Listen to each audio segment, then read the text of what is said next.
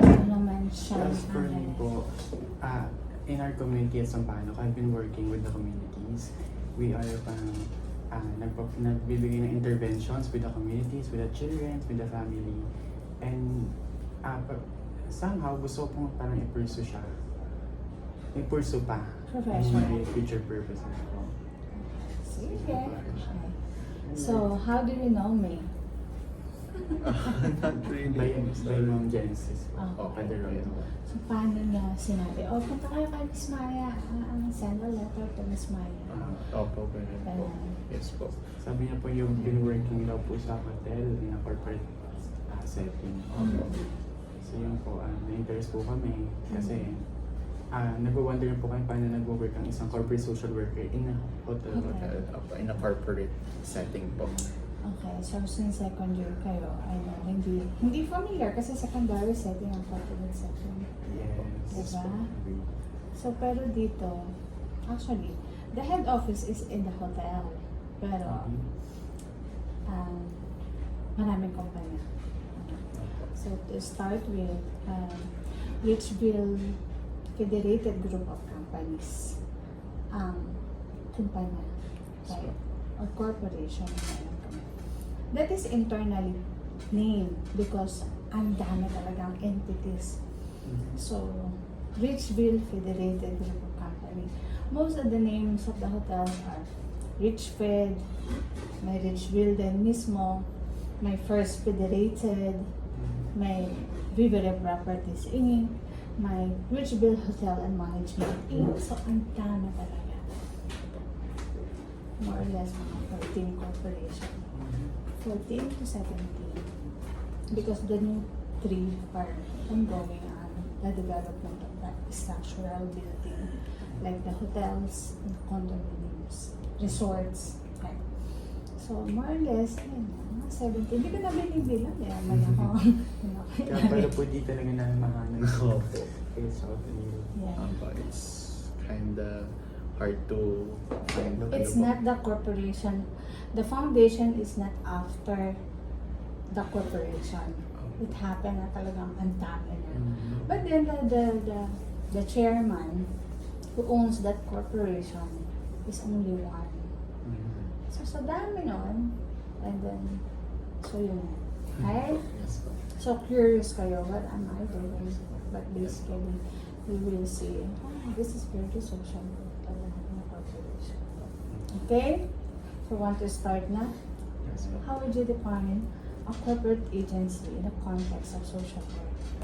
Okay. Our corporate agency with 2 different settings.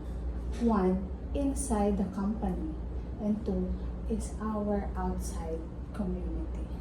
When we say, because depende yan sa, how to say, providing parang programs and services na meron ka. So, very easy to say, when you are in a corporate setting, the fund provider is the company. That's the number 1. The second is, in the corporation, in a corporate setting, in social work, how we work for the company, not much on the community. Okay. For the community, for the corporation, I mean. But the tools are, or the beneficiaries still are the communities, the individuals, the groups, still pa rin. Why do I say it? Because in part of it, the corporate is mainly doing the corporate social responsibility. Okay? And then when we say corporate social responsibility, we're doing all the, ano nasa isip mo, pag CSR na. Sige nga, yung second year,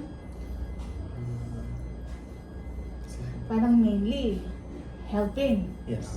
outreach, provision of what? Yes. Provision of everything during disaster, during whatever Programs and calamities. services.